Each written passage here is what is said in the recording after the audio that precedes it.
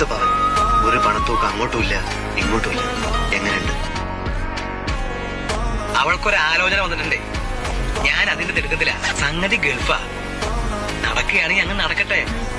Gulf അവൾക്കും താല്പര്യ. സ്വർണം കിട്ടിയപ്പോ നിന്റെ തന്തക്കും തള്ളക്കും കണ്ണു മഞ്ഞൾ ചൊല്ലടി. നിന്റെ തന്ത വിഷാണെങ്കിൽ ഞാൻ അതിനേക്കാൾ വലിയ വിഷ. അച്ഛനും മോളും എന്നോട് കള്ളക്കളി കളിക്കണ്ട. ഒന്നുകിൽ അവളോട് വാക്ക് പാലിക്കാൻ പറ, അല്ലെങ്കിൽ എന്റെ മാല തിരിച്ചു തരാൻ പറ. മാല? ഏത് മാല? ഞാൻ കൊടുത്ത 10 പവന്റെ മാല. അവൾ ആവശ്യപ്പെട്ട് അവൾക്ക് വേണ്ടി എന്റെ സമ്പാദ്യം മുഴുവനും എടുത്ത് ഞാൻ ഉണ്ടാക്കി കൊടുത്ത മാല. എനിക്കിവിടെ ആരും ഒന്നും ദാനം തന്നിട്ടില്ല. ആ പേരും പറഞ്ഞ ആരും ഇങ്ങോട്ട് വരും വേണ്ട. ഇത് എത്ര പോനാ? 10. 10? അച്ഛൻ തന്നതാ. ഇത് എത്ര പവനാണെന്നാ പറഞ്ഞത്? 10. മനുഷ്യ, ഇതിനകത്ത് ചെമ്പ്. 10 പവൻ പോയിട്ട് 1/4 പവൻ സ്വർണ്ണം ഇതിലില്ല.